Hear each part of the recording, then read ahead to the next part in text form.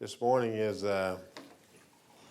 sort of, I'm not going to say a special morning, but unique morning. 2 years ago today is the anniversary of Joe's passing and when I was here. And as Gail was saying, I'm certain that he's with us and always with us. This room, and I can remember leaving him 2 years ago, and he had just had his surgery, and I told him my son and I was visiting him in the hospital, and he was sitting up in the bed and very happy. And I told him, I said, I don't have to go, I can put this off. He says, no, you go ahead and go. He says, you need to go ahead and do that. Those people are dependent upon you. And anyway, his message is that the whole totality of the thing that we do was he was rubbing his hands together like this, and he was saying 6, 7, and 12. Step 6 and 7 and step 12. And we finished that yesterday because 6 and 7 are the steps that changes our attitude and our thinking. And after we have a different viewpoint of, you see, the spiritual awakening or the spiritual experience, what it does is that it revolutionizes our whole attitude and our outlook toward our fellow man and God and God's universe. We come out of this thing with a complete and totally different, as William James puts it in the Appendix 2, a complete and total transformation. And when you're talking about a transformation, some of us get it, as the educational variety as we're getting it here slowly over a period of time, and 10% of us get it in a vast, quick change as the experience. But the point is that neither one is better than the other one. The results is it's a complete and total change in the outlook and how we view our fellow man and how we view this universe and how we view this thing that we call a higher power. And with that view and with that transformation, we're dedicated and obligated in step 12 to carry this message. And when you look at it, that is the summation of the thing, 6, 7, and 12. And that's all he was saying was 6, 7, and 12. 6, 7, and 12. And but anyway, today we're going to be doing steps 8 and 9, which is a consummation of the change of the attitude and also our connection or our relationship with God. And the way that we can tell that we have affected this change is that we have an obligation, or we have, so to speak, a charge to go out and clean up the wreckage of our past. You can tell whether a person has had this transformation, because even though we may feel, as Bill uses the word, diffident, and diffident is reluctant, but it does not, we don't balk. So he says, though we may feel diffident about this, but we don't balk. We go out and we face these people. And that's the makings of, as Bill used to talk about, steps 6 and 7 was the steps that separated the men from the boys and the girls from the ladies. So once you complete this, then you really can stand up and say that, that you're mature, that you're a grown person at that time. We learn that just by age, by virtue of age, does not make you mature and does not make you a man or a woman. Your character, your reputation, the attributable makeup that you display determines that. So step 6 and 7 is the one that separates those people, and 8 and 9 is the action that we carry out when we face these people. And expressing our regret, and at the same time being willing to correct the wrongs that we've done in the past to our utmost ability. So when we do that, after we do steps 8 and 9, as we're going to see, step 10 is going to say, only then have we entered the world of the Spirit. And once we enter the world of the Spirit, we will truly know and recognize how God can dwell within and without at the same time. Most of us can recognize that there's some type of anthropomorphic or incorporeal power out among the sun, moon, and the stars, because we can see that, and we're at awe with that. But the point is that if you have a creation, then you must have a creator. So when we remove the things that block us, then we can truly begin to understand that there's something greater than us, and there's something greater than the heavens. And with that knowledge and with that power, and as we practice these principles through the 12th step, we begin to develop faith, and we begin to develop a deeper faith, which is trust. And we, as Jill and I was talking this morning, we can practice those principles in everything that we do because they work. There's nothing that we're going to do. And our book says our affairs, and when you look up the word affairs, it means everything that we've done, everything that we're doing now, and everything that we do in the future. That's what affairs mean.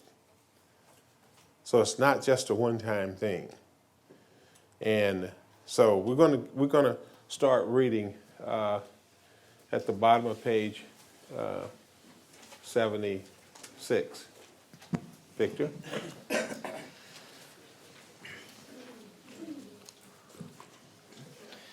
Now we need action, without which we find that faith without works is dead. Mm-hmm. Let's look at steps 8 and 9. We have a list of all persons we have harmed and to whom we are willing to make amends. We made it when we took inventory. We subjected ourselves to a drastic self-appraisal. Now we go out to our fellows and repair the damage done in the past.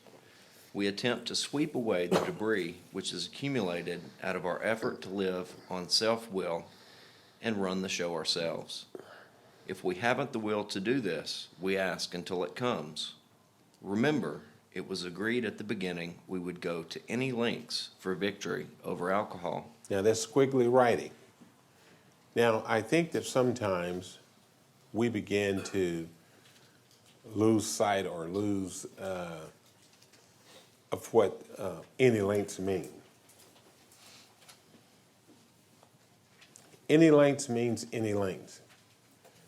And he's going to go into detail through the next of these pages, and he's going to spell out what he means by any lengths. Now the first part is he's going to say that we agreed to go to any lengths. In the second, he's going to say that we agreed to have this spiritual experience. And that's going to be in squiggly writing.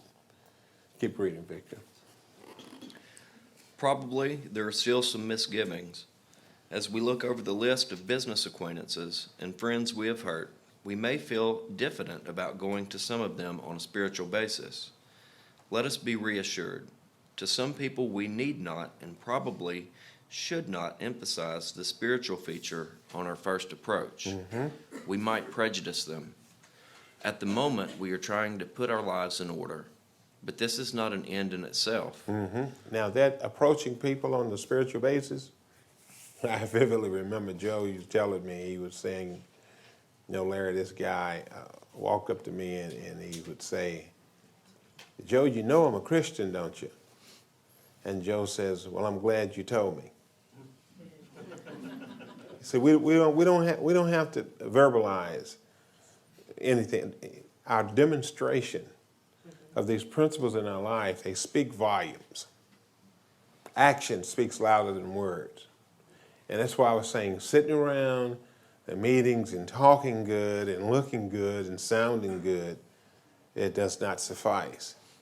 So our demonstrations in how we treat one another and interact with one another in these meetings and these business meetings and when we leave outside of the rooms, how we interact with the public. That's the most important part. Because if you interact in the way that we're talking about through a spiritual nature, something about you is just going to stand out. You know, there's going to be an aura around you. Somebody's going to say, man, do you know Peter H.?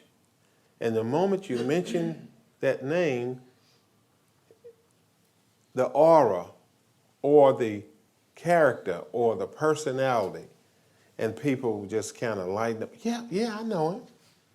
Or they can say, well, do you know Victor V? And they go, yeah, right. You know. You see, that's what we're talking about. It's the aura that we emit, or it emanates from us, like Bill saw in Ebby, an inward reorganization. Keep reading. Thank you.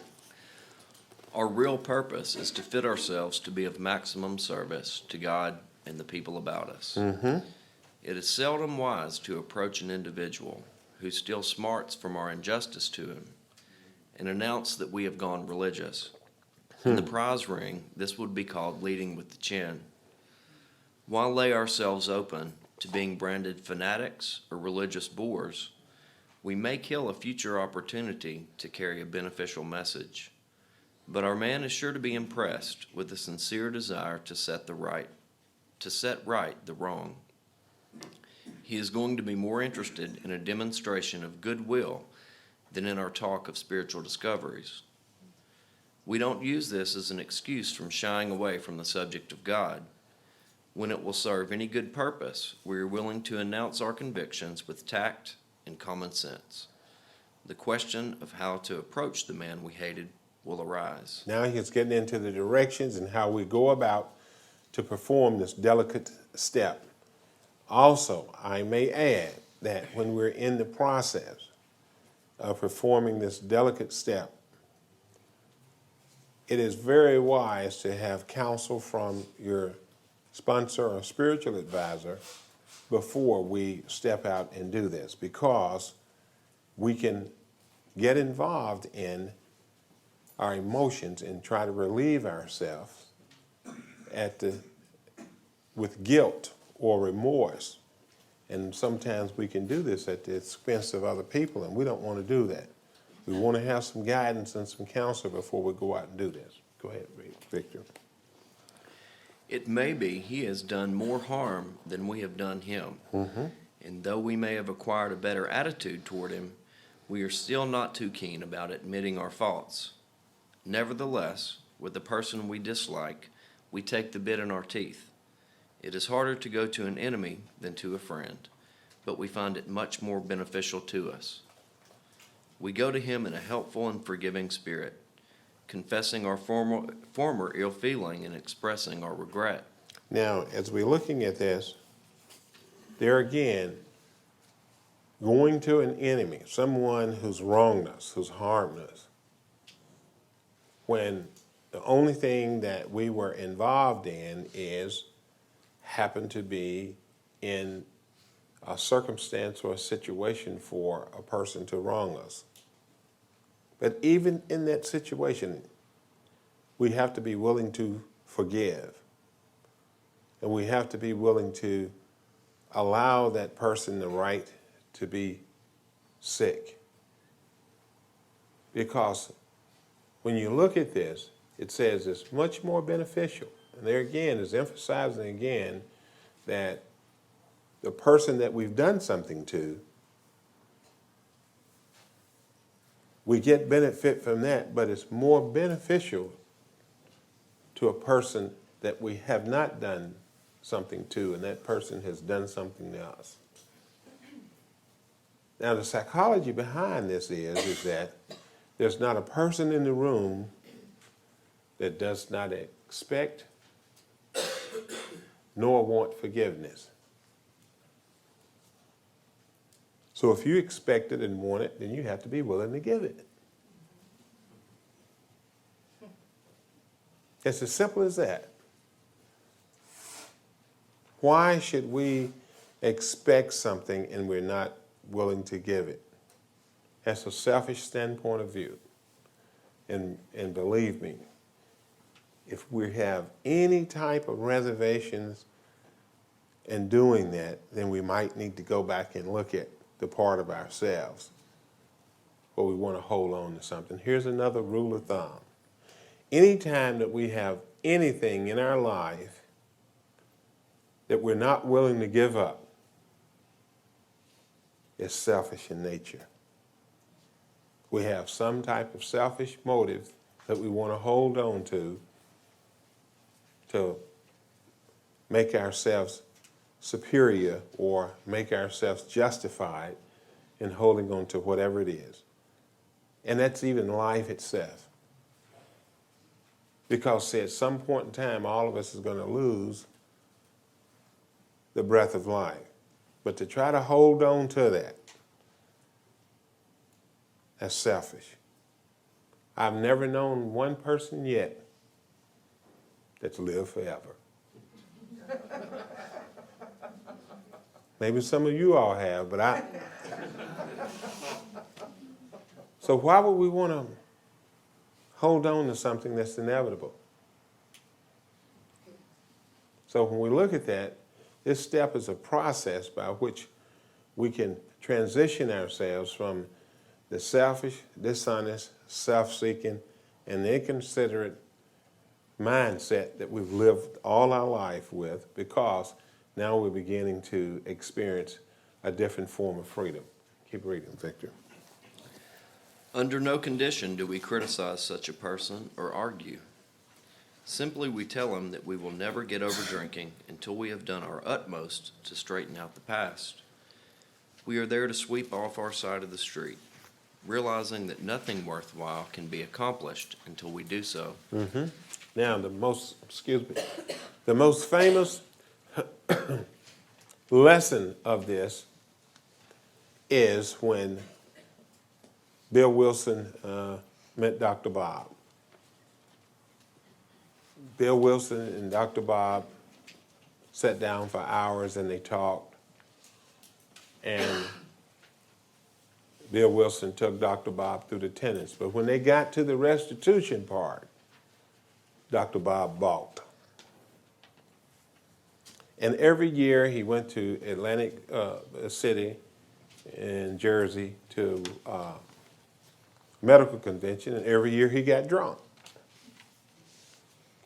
So this year the convention came around, and Ann didn't want him to go, but Bill says, no, he's got to test this newfound sobriety. Let him go. Well, he goes to Atlantic City. Of course, he gets drunk. And he comes back. A week later, they finds him, sobers him up. The very next morning, he's got an operation to perform, because he was the only one that could perform the operation, because he was a proctologist, a hyene doctor. He operated on your rectum.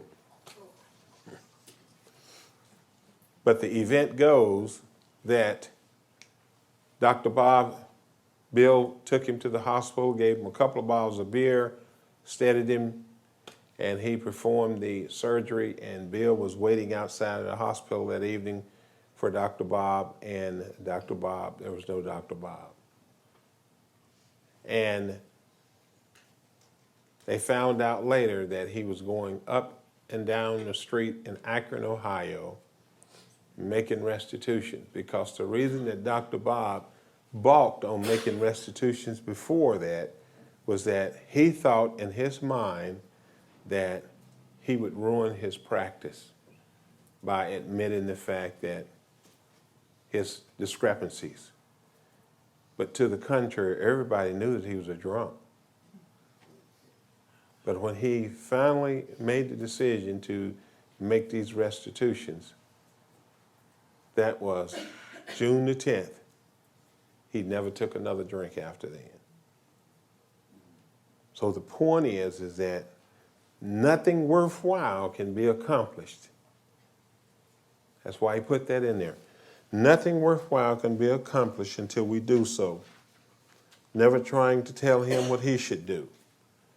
So he never took another drink. The other part is, I'll throw this in while I'm talking about it. They also learned from practical experience and lessons that we make these amends, and then there's a clause in there. It says, except when to do so would injure them or others. And that came in as a result of the second person that Bill and Dr. Bob worked with. Unbeknownst to a lot of people, people think that Bill D. Dotson was the second person, but in actuality, the second person that they worked with was a fellow named Eddie R. And Eddie R. was a manic depressive. And they worked with him and labored with him, and he kept relapsing. As a matter of fact, he would relapse so many times, Dr. Bob thought it was the prune juice and sauerkraut that he was giving him, because as soon as they would get him off the alcohol and detox him, he would go into a manic break. And Eddie R. chased Ann Smith around the room with the butcher knife and held her captive in the corner. But how they got this clause in there was that they were sitting in what they call the gathering or the house meetings, and Eddie R. was sharing some of his deficiencies. And Eddie R.'s wife was there also. So when he finished sharing his deficiencies, then she shared some of hers. Well, of course, when she shared some of hers, it was displeasing to him, and he beat her in the meetings. So therefore, they put in there, except when to do so would injure them or others. So you cannot free yourself at the expense of someone else, because it's going to cause more harm than good. So they learned from experience to put that clause in there. So that's all of this that we're reading is from practical experience of how we go about to do this step. His faults are not discussed. We stick to our own. If our manner is calm, frank, and open, we will be gratified with the result. Now, calm, frank, and open. Now he's going to give us the success rate. And if we are calm, frank, and open, and we follow these directions, the success rate is very high. It's a 90% success rate. Now the 10% is the people that won't accept our amends. But he's going to tell us that doesn't matter whether they accept the amends. Here's one more key thing that I have to mention here. The majority of us make these amends for people to accept them. That's the wrong reason. The reason we make these amends is to correct a wrong and to remove the thing that blocks us off from this higher power. Whether they accept them or not, that's on them. We've made our demonstration if we're calm, frank, and open.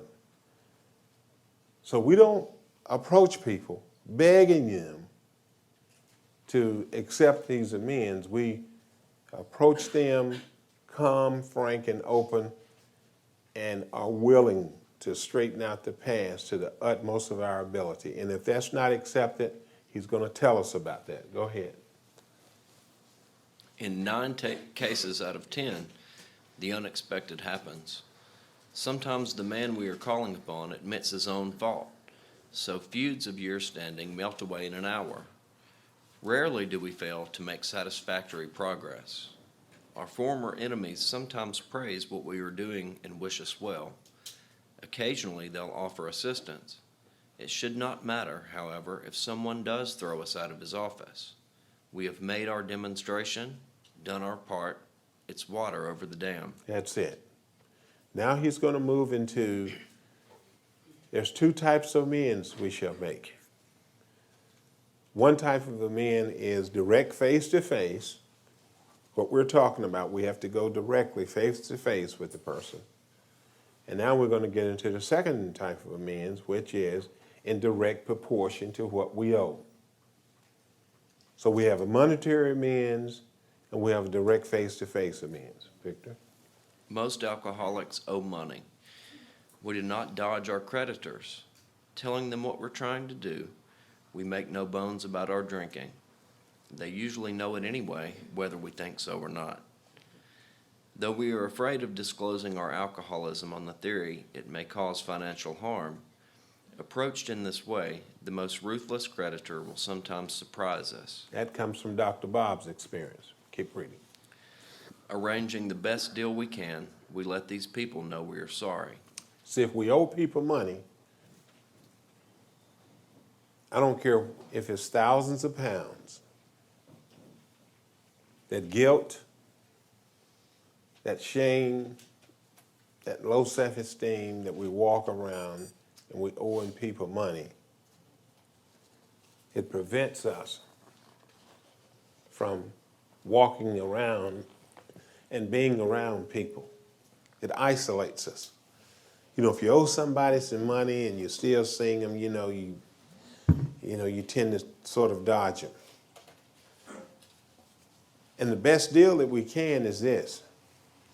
You know, if I owe you 1,000 pounds and I got all this guilt and all this remorse in the back of my head and all this shame,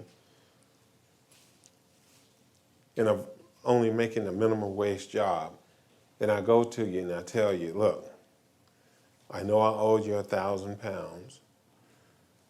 This is all the money that I have now. We give them, say, 50 pounds. But I'm willing to pay you 50 pounds a month. The moment you give that person that money and they accept it, they're out of your head.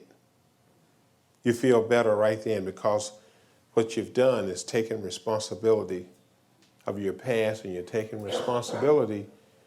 Remember, talking about the affairs.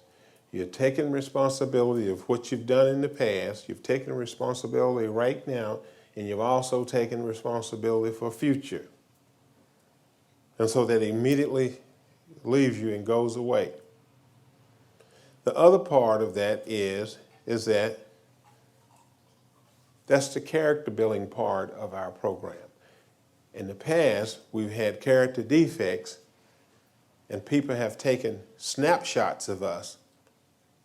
In other words, people said, do you know James? Yeah, James is this and James is that. The last snapshot that they had of us was that we owed people and we were liars and we were cheats and we wouldn't pay a debt and we couldn't be trusted.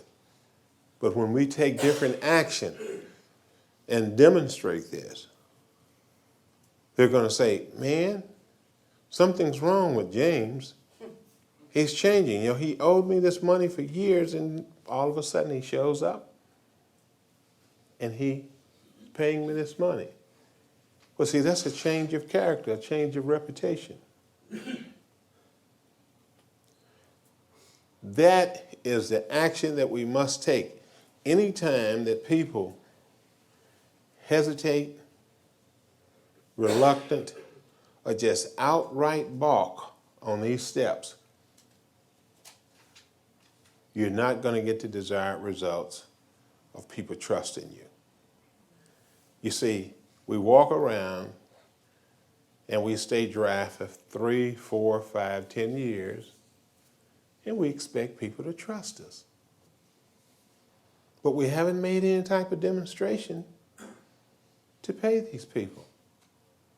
And we expect them to just embrace us back into their lives when the last action that we left with them was that we either lied, cheated, or stole from them. And then we have the audacity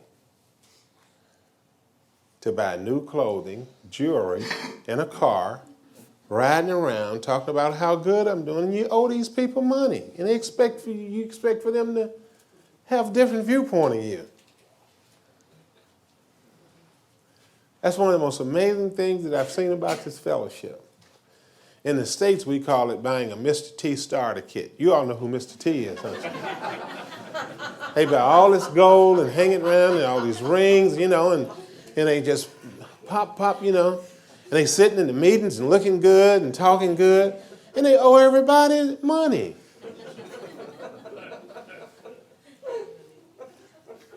I mean, just completely and totally just ludicrous. So the point is that we have to make a good demonstration and be willing to pay these people. I remember Joe telling me about, he had this friend, and this guy was in the oil business. And he had swindled people out of, I'll just say, millions of dollars. And he came into the program. And he had to make these amends. He had to pay these people. And he had lost his position where he was not making anywhere near the money that he was when he was swindling these people out of these millions. And he was worried about that. So he wondered how he was going to make these amends. He talked to Joe. He says, Joe, man, when I was wheeling and dealing, I had a 7-figure salary.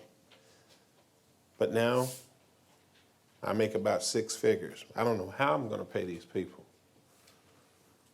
And Joe told him, said, well, if you think that you had enough cunning and baffling and manipulation to swindle these people out of all this money,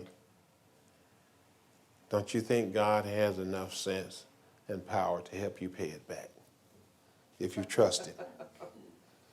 And sure enough, he called Joe one day and said, Joe, I've paid the last one. Because see, as we start taking action, and I can tell you from my personal experience,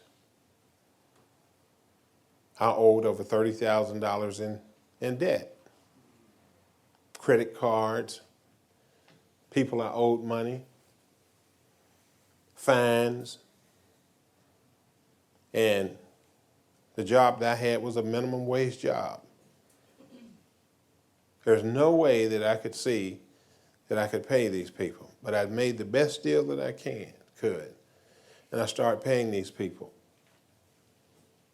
And I never forget this.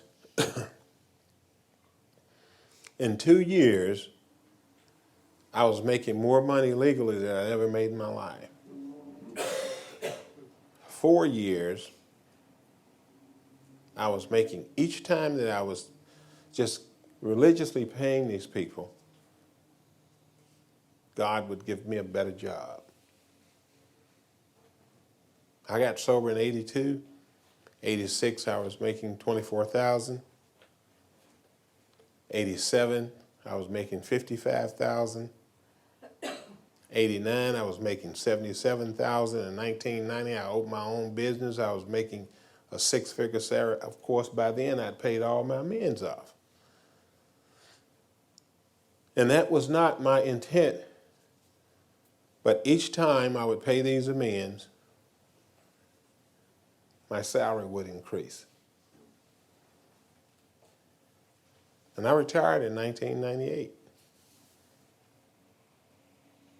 But the point is that the more that I was willing to make these amends, the more it was available for me to pay them. So the thing is that we have to look at how we go about to do that. Remember, we read on the following page, we make the best deal we can. And we look at this, and we're going to read on the bottom of page 83, it says, if we're painstaking about this phase of our development, we're going to be amazed before we're halfway through. So we start with the people that we can pay, and that's the noun list. And this noun list is really relatively made up of people that, family members. See, this is how we work this thing. Our family members is the first layer of people that we use. And after we use them up, then the next layer is our friends. And after we use them up, the next layer are the neighbors and associates that we know. And after we use them up, when we move on out, to the next person, because we've used the people that's closest to us. So this list is the list of the people that's closest, and this list is pretty extensive. Now, the later list are the people that we don't know where they are. The maybe list is the one that Victor read about. It says maybe we've done them more harm than they've done us. And we know we owe them amends, but we're a little bit hesitant about doing that. What's the second column, Larry? Later. Now, later, maybe. Thank you. And this never list are the people that's done something to us. We didn't do anything. Those are the atrocities. But see, what we'll do is we'll look over here as a reason not to start. But if we start with something simpler, now remember he says, if we come frank and open, 9 cases out of 10, the unexpected happens. That's a 90% success rate. And as we go down this list, see this later, it's got maybe 3 people. This one maybe got 2, and this one's got 1. And as we go down this list, we take care of this, and each time we go and face these people, our self-esteem rises, we feel better about ourselves, and it puts us in a position to come over here. It says, that's what the promises says. If we're painstaking, it says before we're halfway through, before we get over here halfway, we will be amazed. Because these people here, they're just waiting for us to straighten up. They've been waiting for years for us to straighten our life up. Now, self-esteem. I talked a little bit about that yesterday. High or low. The 2 things that builds your self-esteem more on a permanent basis. I don't care how much money you have. I don't care what position you have. I don't care what education you have. Those are temporary and self-esteem builders. Matter of fact, it's sort of false pride. But the thing that builds your self-esteem more on a permanent basis is 2 things. And it's willing to be honest and a willingness to be responsible for your actions. You can ask a person, who left the cup sitting in the room? And they will know who did it. But because of their image and their false pride, it won't let them look embarrassed, and they'll sit there. And a person with low self-esteem is dishonest, full of guilt. They walk around with their head down all the time. They can't look people in the eye. They can't look the world in the eye. But if you're an honest person and willing to suffer a little bit of embarrassment,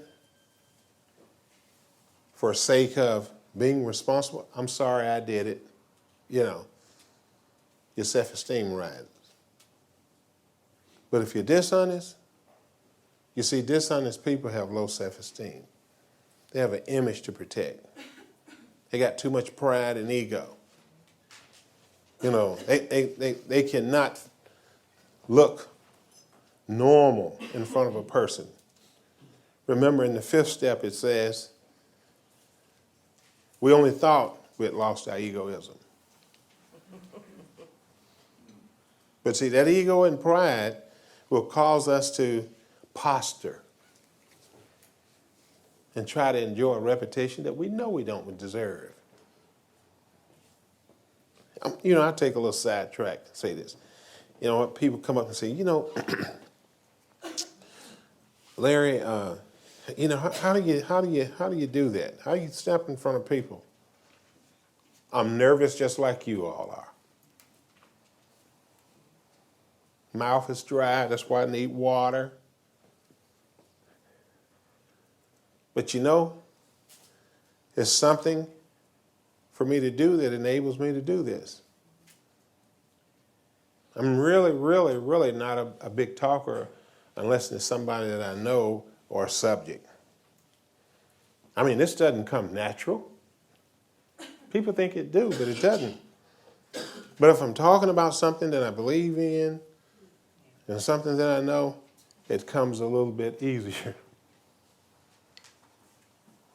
But some people are afraid to death stand up in front of people. Well, if you got nothing to hide, what are you afraid of?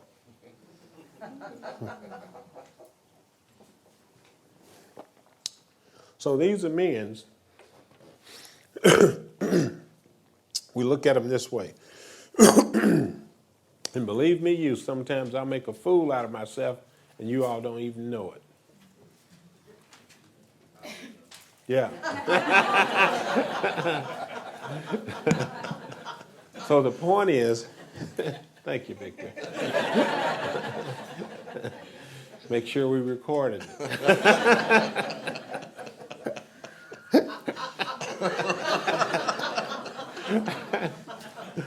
But we do have to be able to laugh at ourselves, though. Seriously. So we look at this list of amends, and as we're going through the ones that are people just ready for us to, all we have to do is just look like we're going to say, I'm sorry, and all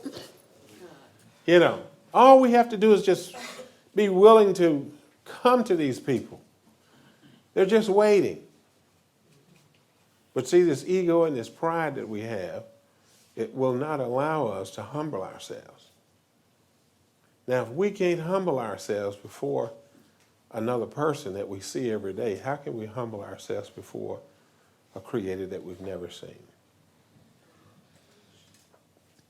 And see, humility is not an act. It's a state of mind. It's being. And you can tell the haughty and high-minded, snooty people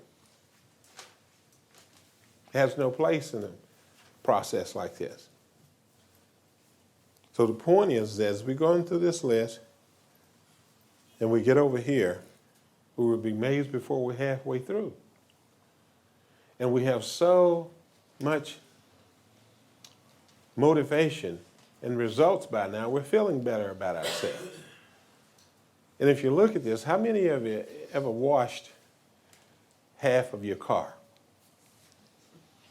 Or just cleaned half of your flat? Doesn't make sense to it. Once you clean this half is going to make this half look a little bit more objectionable. And if this looks objectionable, why would you walk around with half a clean car or half a flat? It's going to give you motivation to do something about this one. And then when you get over here, there's one nagging thing. Your attitude's going to be completely and totally changed. Your outlook on life is going to be totally changed. You're going to have more insight in regards to how this person feels. one of the things I can look at is this. What helps me with my wife in my relationship is that when I do something to cause her grief and she gets mad, in the past I used to want her to change because when she goes through grief, it causes me grief. And I don't like that. And I be wanting her to change. But I don't be wanting her to change for her. I be wanting to change for me. Because she's causing me grief. But now I can begin to look at, instead of me not willing to go through whatever suffering and pain that she's going through, now I can have some compassion, because whenever she's going through that, I can really, really, really understand the pain and agony that she's in. And I can have some compassion. And I can say, hey, look, what can I do, if anything? Instead of me trying to push her through it, then what I do is I sit there and I suffer with her. Hey, what can I do? How can I help you? Sometimes she just wants me to listen. Most of the time she don't want me to say anything, but just to be there with her. And just to understand and know that she is in a position of uncomfortability or a little agony or a little pain. See, then we can understand and have compassion for people. But in the past, I'd be wanting her to, get right, because I'm tired of going through this agony with you. And that's when we look at how to interact, and when we learn in step 10, it's going to say the effectiveness and how we go out to affect other people's lives. Same thing with our children. Sometimes we don't want to go through the agonizing pain that they go through in the developmental stage of their life. We want to do it for them. No. They got to experience the pain just like we have. And any time that we interfere more than just showing, you see, love is concern for the welfare of another human being. And sometimes the concern for that human being is allow that human being to experience pain. Don't alleviate that pain, because pain is a great motivator and growing experience. That's what causes us to want to change. But if you act as a buffer and you alleviate that pain, you're going to cause them not to be able to grow and to be able to deal with life on life terms. And that's not the love for, it's not concern for another human being. And we tend to do that. So these amends that we go through, sure, it's a painful deal. Because what we're doing is working against ourselves. For the first time, we're taking responsibility of our life that we've never, ever, ever taken responsibility before. Someone's always acted as a buffer for us, or we've always lied and avoided it. So this process is very, very important to complete the consummation of changing our thinking. So when we get over here to the never, then we have to be able to completely and totally forgive. Let's read some more, Victor.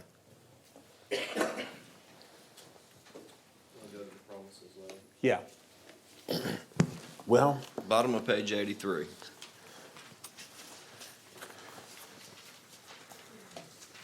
not quite, Victor. Let's go with the. Let's go with 80 and then go on to 81, because there are some parts in here I want to. Matter of fact, I'll read for a minute. Go ahead. Before taking drastic, got to get the chain of thought. Bottom of 79. I'm sorry. 78. There's a lot in 78 and 79 that we must see. Most alcoholics owe money. We do not dodge our creditors, telling them what we're about to do, trying to do. We make no bones about our drinking. They usually know about it anyway, whether we think so or not. Nor are we afraid of disclosing our alcoholism on the theory it may cause financial harm. Approached in this way, the most ruthless creditor will sometimes surprise us. Arranging the best deal we can, we let these people know that we're sorry.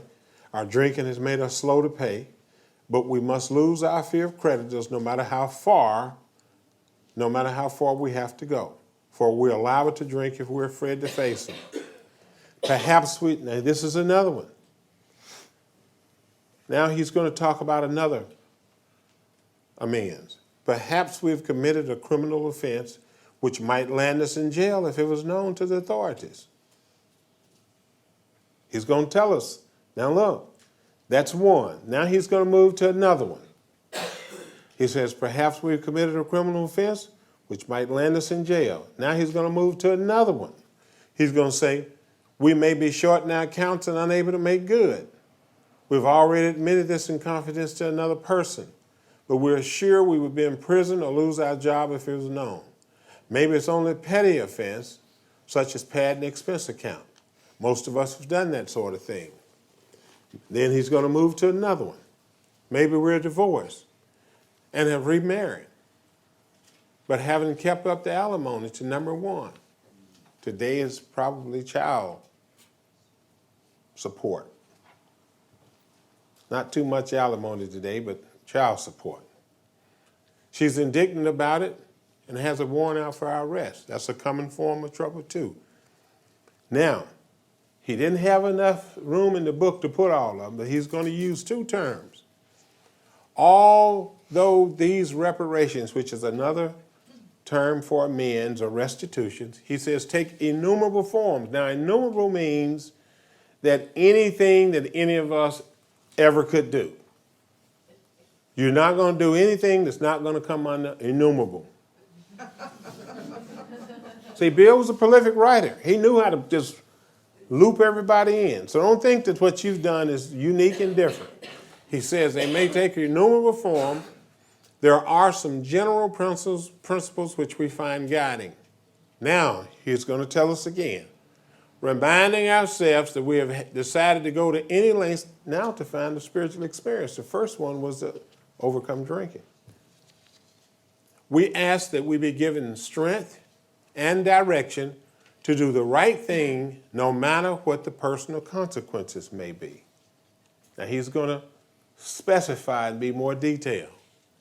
We may lose our position, our reputation, or face jail, but we're willing. We have to be. We must not shrink at anything. I've had people come to me and tell me, well, I've committed this crime and I've did this.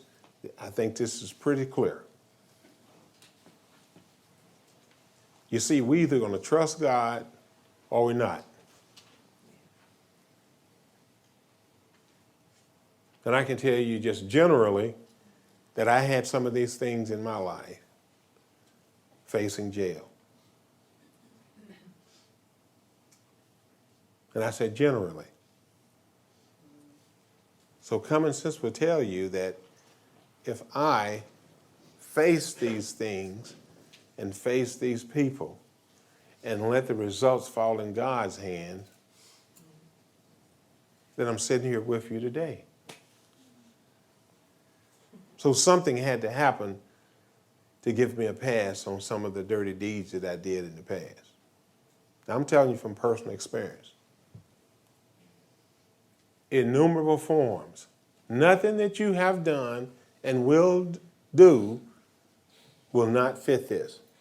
But you have to be willing to face it and be responsible for it. And that's where the spiritual change is going to come. But if you hold on to it and you think that I'd better not do this or I better not tell this, then you're not going to get the desired results that we're talking about. It is pretty succinct as that. Now listen to this. Usually, however, other people involved. Therefore, we're not going to be too hasty or foolish martyrs who would needlessly sacrifice others to save himself. Therefore, there again, he's saying that we do not free ourselves at the expense of others. And then he goes on to talk about the man he knows that was remarried and the resentment. He talk about the alimony. Now what we're going to do is we're going to go to page 80. Before taking drastic action, which might implicate other people, we secure their consent. If we have obtained permission and have consulted with others, sponsors, have asked God to help, and the drastic step is indicated, we must not shrink. After we sit down and talk to Peter, look, this is a situation that I'm facing. Now, one of the reasons that we sit down and talk with others, one of them is that when we're inundated in something like this, remember, we're going through an emotional buildup.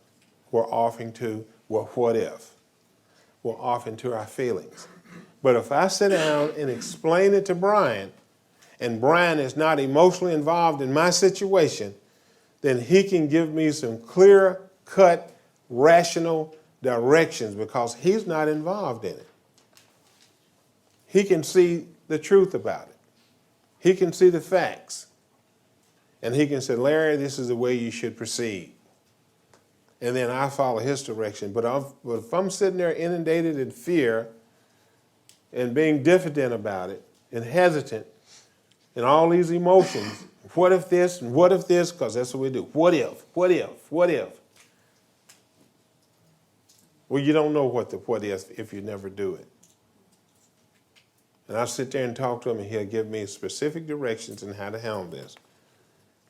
Now, it says, he felt he had done a wrong that he could not personally make right. If he opened that old affair, he would be afraid it would destroy the reputations of his partner, disgrace his family, and take away his means of livelihood. What right had he to involve those dependent upon him? How could he possibly make a public statement exonerating? So Bill goes through great pains. See, this amends, he writes more on how we go about to make the amends than any of the other steps. 5 or 6 pages. So this must be an important part of the process of how we go about and why we should make these amends. And then he says, after consulting with his wife, his partner, he came to the conclusion that it was better to take those risks than to stand before his Creator guilty of such ruinous slander. You see, I want you to consider this. We have all of this fear, and I emphasize very strongly that there's not a person ever born, there's not a person today, there's not a person in this room that's worth lying to. But we'll tell a lie just like that. And the reason we tell a lie is because of our image and how we want to look to people. Now, which one would you rather lie to? Your Creator or a person? We'll lie to ourselves, which is basically lying to a Creator, but stamping lie to a person. There's not a person in the room worth telling a lie about or to. So why do we tell a lie? What are we protecting when we tell a lie? That's right. So it's better to face the risk of ridicule, and it's better to face the risk of embarrassment than to stand before your Creator guilty. Then he goes on to say, he saw that he had to place the outcome in God's hand, or he would soon start drinking again. And all would be lost anyway. See, that's what we don't realize. We think we're going to lose so much, but if we start drinking, we're going to lose it all anyway. It's hard to get a person to see that. And then he goes on to say, he attended church for the first time in many years. After a sermon, he quietly got up and made his explanation. His action met widespread approval. And today, he's one of the most trusted citizens in his town. See, our demonstration is the one that changed people, our character that we do today. Now, let's move to this one. The chances that we have domestic problems, troubles. Perhaps we are mixed up with women or men in fashions we would not want advertised. We doubt in this respect, alcoholics are fundamentally much worse than any other people. It says, but drinking does complicate sex relations in the homes. After a few years with an alcoholic, the wife gets worn out. Then he goes on and talks about the possibilities and things. But the next paragraph, he says, whatever the situation, we usually have to do something about it. If we're sure that our wife does not know, should we tell her? Not always. We think that if she knows in a general way that we've been wild, should we tell her in detail? Undoubtedly, we must admit our fault. She may insist upon knowing all the particulars. She will want to know who the woman is and where she is. We feel we ought to say to her that we have no right to involve another person. We're sorry for what we've done, and God willing, it should not be repeated. More than that, we cannot do. Specific directions on how to handle these very delicate situations. Also, it is important that you have a sponsor to help you with this. We had one gent, got to this part, had a lot of guilt, didn't consult anybody, wrote a letter to his wife, confessing all of his past discrepancies, and he was met with a divorce. And you don't do it that way. You should have someone to help you how you go through this that has some rational thinking, because there's another aspect, there's another clause in this. It says, except when to do so would injure them or others. And then there's another clause that says, wherever possible. Some amends are not possible to make. If the two people are still living, you want to not cause any more harm. Another one is if a person is passed, dead, deceased, that's not wherever possible. But the point is that we have some general guiding principles in how we do this. Now we move to page 83, Victor.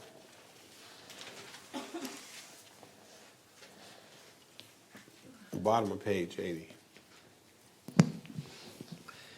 If we are painstaking about this phase of our development, we will be amazed before we're halfway through. We are going to know a new freedom and a new happiness. We will not regret the past, nor wish to shut the door on it. We will comprehend the word serenity, and we will know peace. No matter how far down the scale we have gone, we will see how our experience can benefit others. That feeling of uselessness and self-pity will disappear. We will lose interest in selfish things and gain interest in our fellows. Self-seeking will slip away. Our whole attitude and outlook upon life will change. Fear of people and of economic insecurity will leave us. We will intuitively know how to handle situations which used to baffle us. We will suddenly realize that God is doing for us what we could not do for ourselves. Are these extravagant promises? We think not.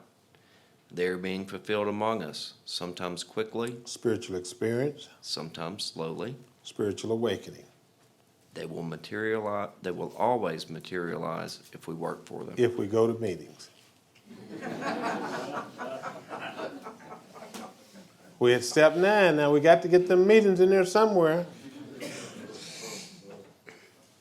This book is always talking about the work. the work that we must do. If we work for them, it says they will always materialize if we work for them. We can't get this thing by going to meetings by osmosis. We have to be willing to put some effort into doing the deal with the sponsor. And once you do the deal with the sponsor, you will know the sacredness and the magic of helping another alcoholic. You will be obligated. That's why you can tell in the fellowship, you don't have a lot of people that are willing to work with people, nor a lot of people that come to meetings. That's because the deal is not done. And that's because they don't understand the sacredness of sharing your experience and hope and faith with another alcoholic. When you do that and you make that connection with your fellow man and your higher power, you're going to feel obligated. It is, even if you're not in a fellowship or a program, it is virtually, spiritually, humanly impossible that you have overcome a problem in your life, has been successful with that problem, and you see another human being struggling with the self-same thing. It's virtually impossible to sit there and watch them suffer. It's going to be something in you that's going to say, okay, I guess I'll help them. That's impossible to do that. So if you've made this transition from being emotionally unstable, the unmanageability of life, to this spiritual transition that we're talking about, tapping into an inner resource of power is something that's going to be in you to move you to work tirelessly. Remember Bill Wilson when he had his spiritual experience? He says, as I lay in the hospital bed, the thought came to me there were millions of people that would have what has happened to me. Now that's when you know that you've had a spiritual experience or a spiritual awakening, because something is within you is going to move you to help your fellow man. You can't make a person do this. But if you got the real deal is going to cause you to, it's going to move you to help your fellow man. That's what the real deal is. So if a person wondering whether they've had a spiritual awakening, spiritual experience, Bill defines that. He says, we will be able to believe, to do, and to feel different. That means our belief system will be different, our actions will be different, and our feelings and emotions will be different. We will not be walking around with the feelings of anxiety and depression and woe is me and anger and resentments. It will be of one of joyousness, happy, free, serene. You will be able to match calamity with serenity, no matter whatever you go through in your life. And the obsession will never, ever, ever, ever come back if you're living in the world of the spirit. Now let's move on, step 10. I want you to look at your handouts. Now we're going to talk about the 3 dimensions of life when we're talking about this step 10.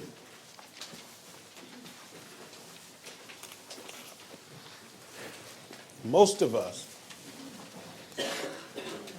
we're going to take a break at 11 o'clock in 15 minutes.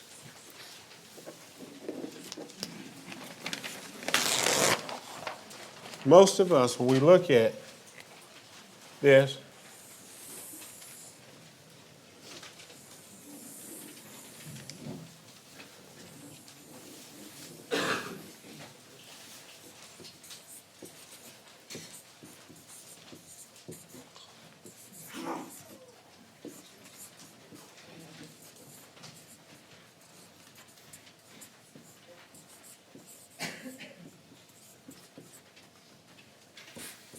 when we look at this 3 dimensions of life,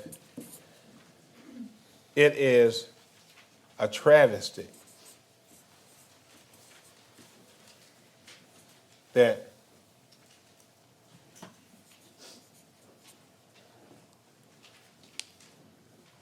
most of us just experience 2 dimensions.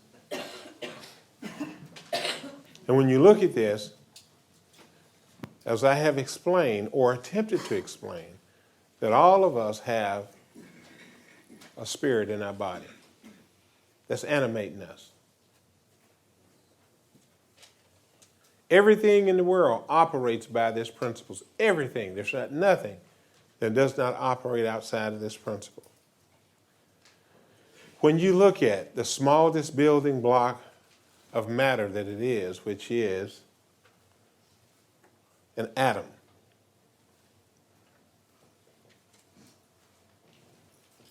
the atom is a proton, a neutron, and an electron. That consists of the inanimate objects. That wall, Bill talks about the prosaic steel girder, looks like it's solid. But when you look at it under more strength of eyes, which is a telescope or something stronger than our natural eyes, you can see that it's held together by tiny particles of atom. So it doesn't look as you think it is.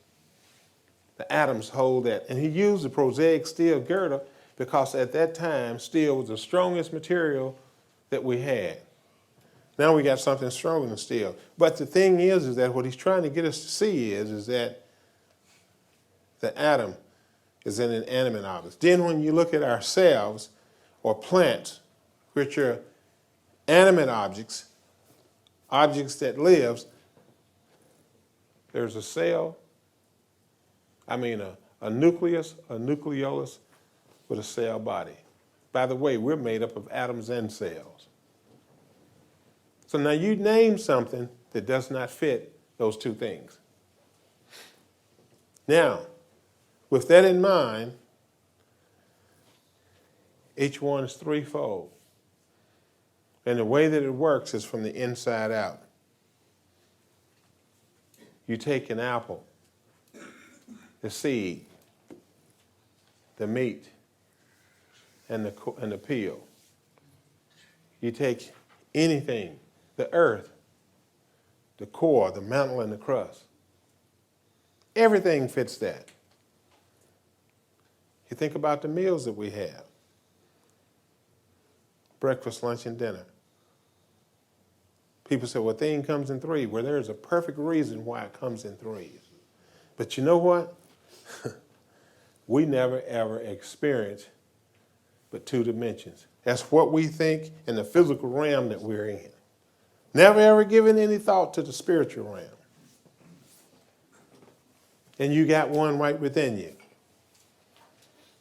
Because we think that we're the last thing. What we think and what we see, we think that that's it. But the thing that you can't see is most important. Now, the way that this works is always work from inside out, but the way we work it is try to work it from outside in. We feel bad in here, so we achieve a lot of things, money, houses, and everything. Try to make ourselves feel better in here. Or we try to make the right relationship or connection. Try to make ourselves feel better in here. Well, it doesn't work that way. That's the improper way to work this. First, we have to come inward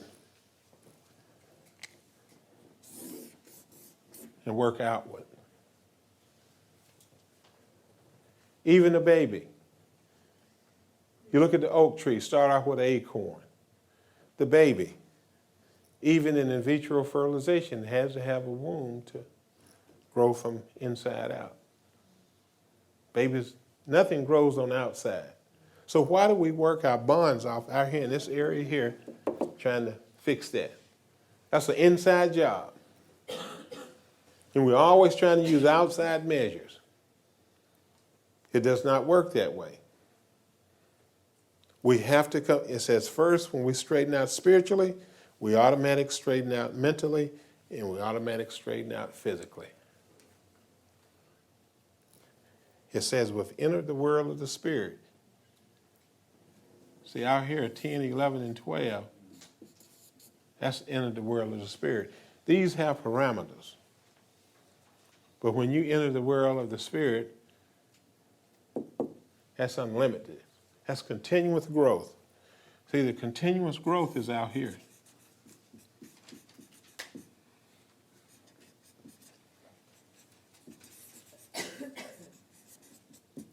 But first we have to start in here. We never, ever, ever stop here.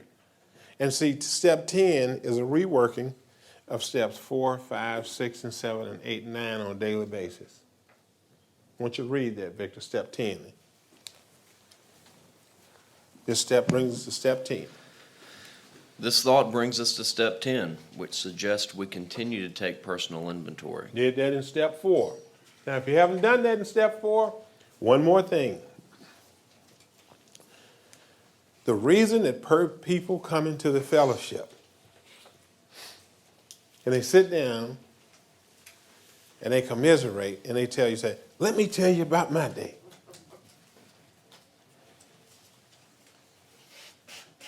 Our fellowships are not for espousing and commiserating problems.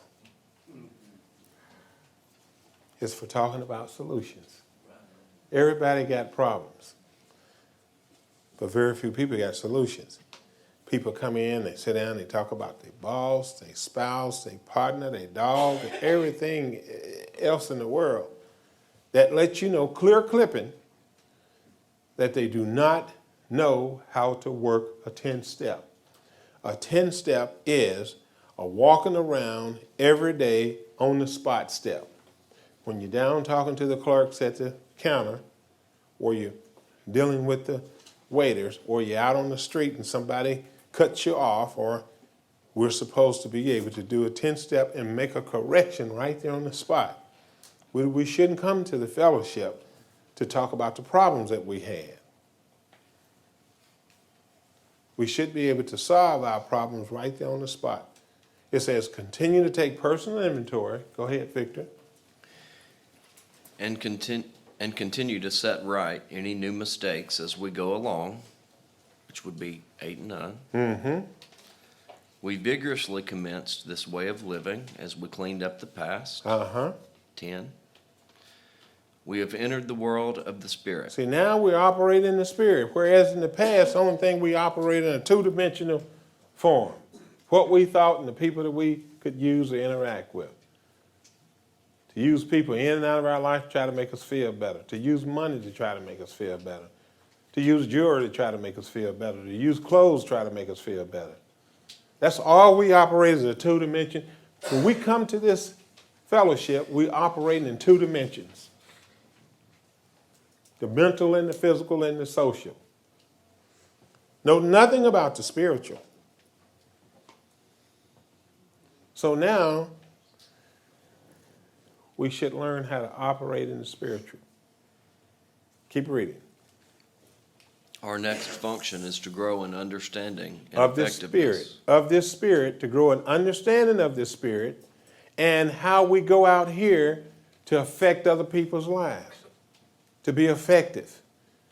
I told you about how we should be effective in our Creator and how we go about to help our fellow man.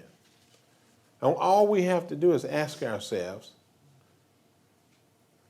our beauty, our money, and our intellect, and our strength. Because see, that's what we put great, great emphasis and great value on. How we look, how much money we got, and our stature and our intellect. I want you to stop and think within yourselves right now. And I'm sure we have beautiful people. I'm sure we have wealthy people.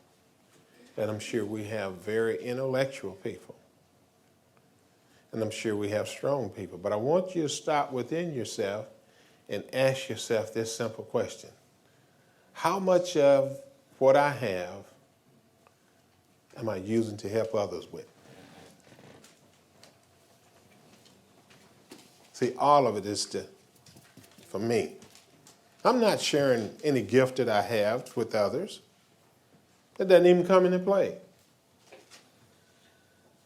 So now we're in a different role, is to use whatever we have to be able to help others, to affect others as we go out here. You know, I tell people I didn't come to this fellowship helping little old ladies across the street.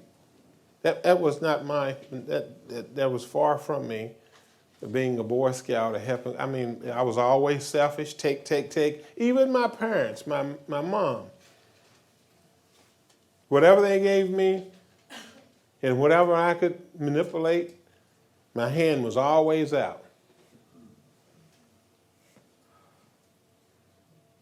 But now it's time to give freely. Complete and total transformation in what I was when I come in here. Because now we're talking about, and you know what? The two most valuable things that we have, and that's why we don't have too many sponsors willing to sponsor people. The two most valuable things that we have to give, Maria, is our time and our knowledge. You can give a person £1 million, they go spend that in a minute. But if you give them of your time and of your knowledge and your experience and how to do things themselves, they'll have that forever. But see, we don't want to do that. We ain't got no time for it. We just want to get our 10, 15 years of dry time, sit around the rooms and talk about it. But we don't want to spend time with a newcomer.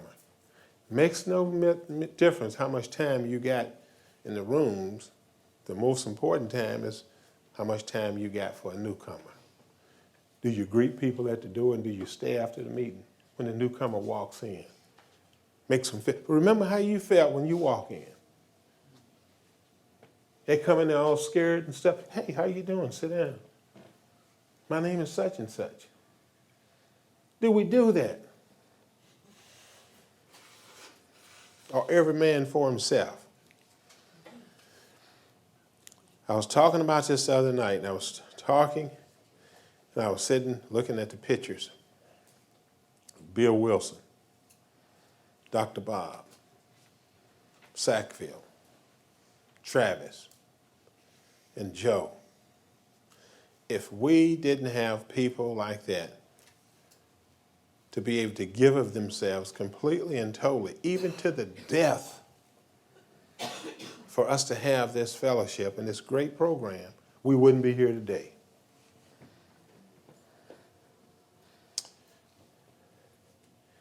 You know, there was a fella going across the desert,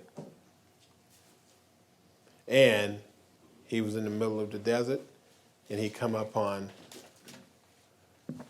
this pump. And there was a sign that says, and he saw this glass of water. And the sign that says, take the glass of water, prime the pump, drink your fill. When you finish, fill the glass back up and leave it for the next weary traveler. Well, there was a selfish fellow came. He drank the glass of water, did not prime the pump, left, got halfway out in the desert because the one glass wasn't enough. He died, and the people that came behind him died. So that's what we are. Take your newfound sobriety, prime the pump, drink your fill, live in the world of the Spirit, fill it back up and give it back so those behind us can have the same thing. And we are not willing to do that. That's just like drinking that one glass of water. You're going to die, and every alcoholic behind you is going to die. The only way we keep this thing is by giving it away. But you got to get something to give. So when we look at this, we got 3 more minutes. Let's finish that, Victor. Enter the world of the Spirit, because he's going to repeat this again about step 10. Our next function is to grow in understanding and effectiveness. This is not an overnight matter. It should continue for our lifetime. See, once we come here, we just don't rest on our laurels. A lifetime, continuous growth. Now he's going to repeat it again. Go ahead. Continue to watch for selfishness, dishonesty, resentment, and fear. We did that in step 4. When these crop up, we ask God at once to remove them. Step 6 and 7. We discuss them with someone immediately Step 5. and make amends quickly if we have harmed anyone. Steps 8 and 9. So step 10 is a reworking of steps 4, 5, 6, and 7, 8, and 9. Now, if you're not amenable of doing the inventory and doing this, you cannot work a step 10. That means you're going to see people coming to meetings talking about and complaining about what they went through during their day. Keep reading, Victor. Then we resolutely turn our thoughts to someone we can help. Okay, keep reading. Love and tolerance of others is our code. Keep reading. More promises. Yeah. We have ceased fighting anything or anyone. Remember, we don't fight against fools anymore. Wise men and fools don't fight. Remember that? We don't fight anybody or any. Keep reading. Even alcohol. Mm-hmm. For by this time sanity will have returned. Mm-hmm. We will seldom be interested in liquor. See that? He's repeating that again. That obsession gonna be gone. Keep reading. If tempted, we recoil from it as from a hot flame. Mm-hmm. We react sanely and normally, and we will find that this has happened automatically. We will see that our new attitude toward liquor has been giving us without any thought or effort on our part. See, obsession gone. Completely and totally eradicated. You see, 2 things can't operate the same space. Keep reading. That is the miracle of it. We are not fighting it, neither are we avoiding temptation. We feel as though we had been placed in a position of neutrality, safe and protected. We have not even sworn off. Instead, the problem has been removed. Gone. Obsession's not there. It does not exist for us. That's right. We are neither cocky nor are we afraid. That is our experience. That is how we react, so long as we keep. 90 meetings in 90 days. You mean it don't say that? That's how we get rid of that? People say, boy, I need a meeting. So long as what? We keep in fit spiritual condition. Let's take a break. Come back in 15 minutes.